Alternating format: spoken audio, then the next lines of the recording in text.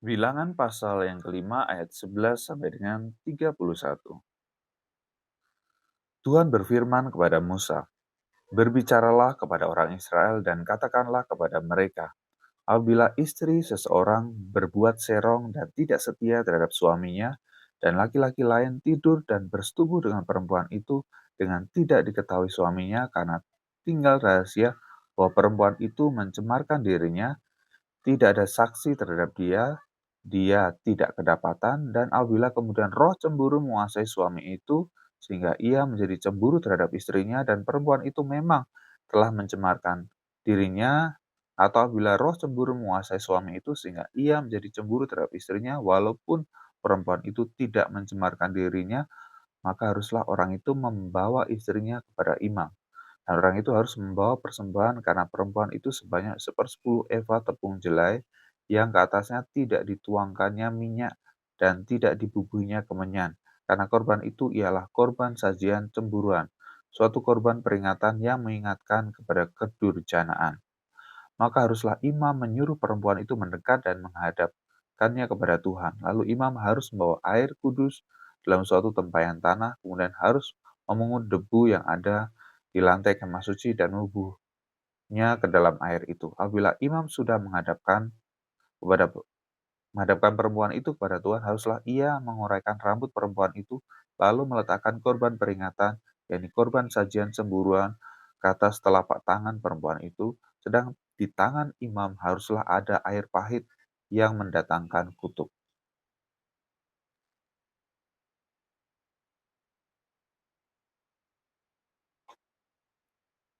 Maka haruslah imam menyumpah perempuan itu dengan berkata kepadanya, "Jika tidak benar ada laki-laki yang tidur dengan engkau, dan jika tidak engkau berbuat serong kepada kecemaran, padahal engkau di bawah kuasa suamimu, maka luputlah engkau dari air pahit yang mendatangkan kutuk itu.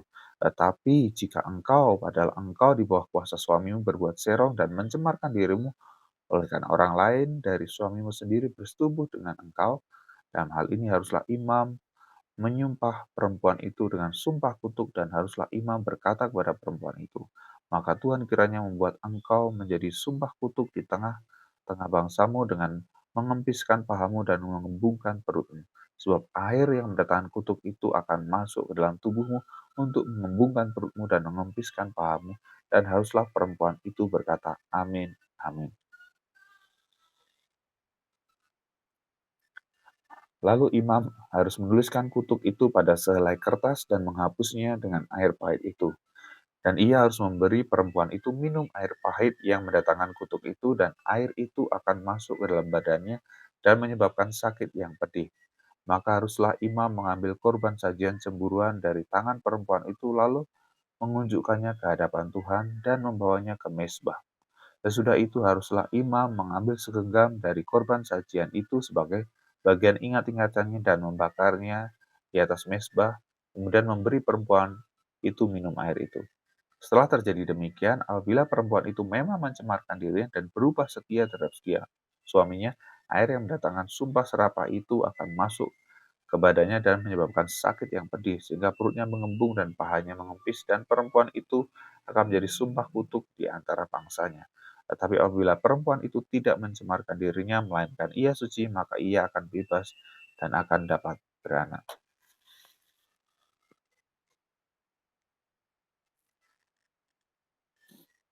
Itulah hukum tentang perkara cemburuan.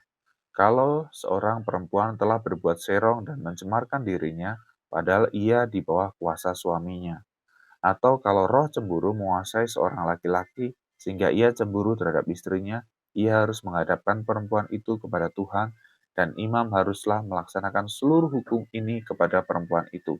Laki-laki itu akan bebas daripada salah, tetapi perempuan itu haruslah menanggung akibat kesalahannya. Tuhan berfirman kepada Musa, "Berbicaralah kepada orang Israel dan katakanlah kepada mereka, apabila seseorang laki-laki atau perempuan mengucapkan nazar khusus, yakni nazar orang nazir, untuk mengkhususkan dirinya bagi Tuhan, maka haruslah ia menjauhkan dirinya dari anggur dan minuman yang memabukkan.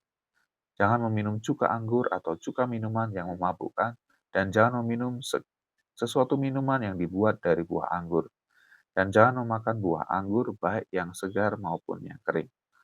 Selama waktu kenasirannya, janganlah ia makan sesuatu apapun yang berasal dari pohon anggur, dari bijinya sampai kepada pucuk rantingnya. Selama waktu nasarnya, sebagai orang nasir, janganlah pisau cukur lalu di kepalanya. Sampai genap waktunya ia menghususkan dirinya bagi Tuhan. Haruslah ia tetap kudus dan membiarkan rambutnya tumbuh panjang. Selama waktunya ia menghususkan dirinya bagi Tuhan, janganlah ia dekat kepada mayat orang. Bahkan apabila mati ayahnya ataupun ibunya, saudaranya laki-laki ataupun saudaranya perempuan. Janganlah ia menajiskan dirinya kepada mereka, sebab tanda kenaziran bagi Allahnya ada di atas kepalanya.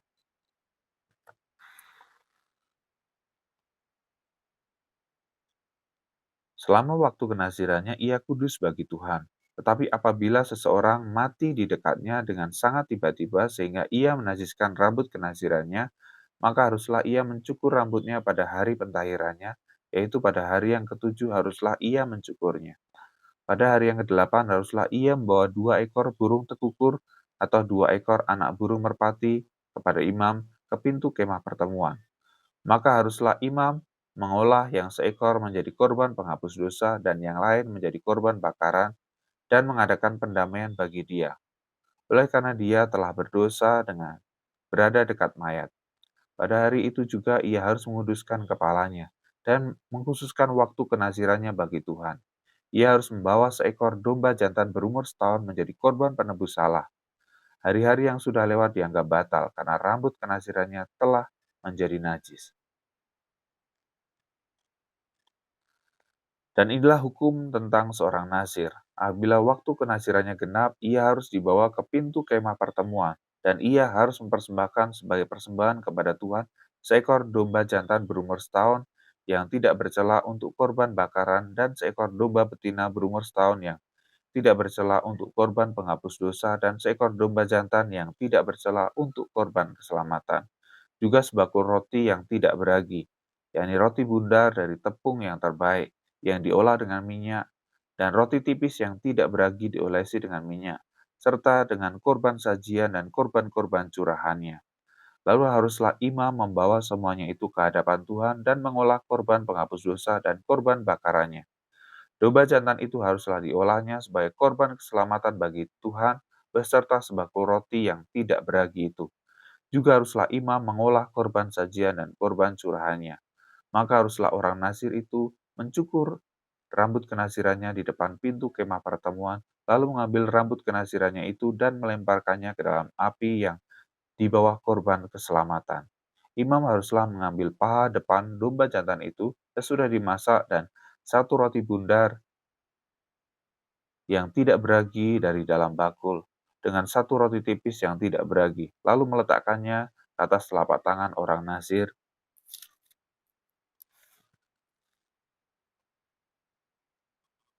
Itu setelah orang itu mencukur rambut kenazirannya.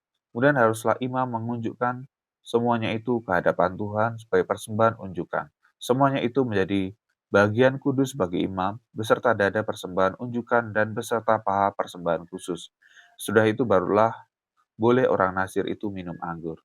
Itulah hukum tentang orang Nasir yang menazarkan persembahannya kepada Tuhan berdasarkan kenasirannya.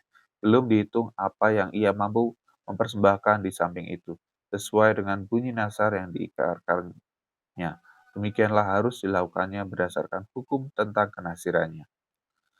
Tuhan berfirman kepada Musa, berbicaralah kepada Harun dan anak-anaknya. Beginilah kamu memberkati orang Israel. Katakanlah kepada mereka, Tuhan memberkati engkau dan melindungi engkau. Tuhan menyinari engkau dengan wajahnya dan memberi engkau kasih karunia. Tuhan menghadapkan wajahnya kepadamu dan memberi engkau damai sejahtera. Demikianlah harus mereka meletakkan namaku atas orang Israel, maka aku akan memberkati mereka.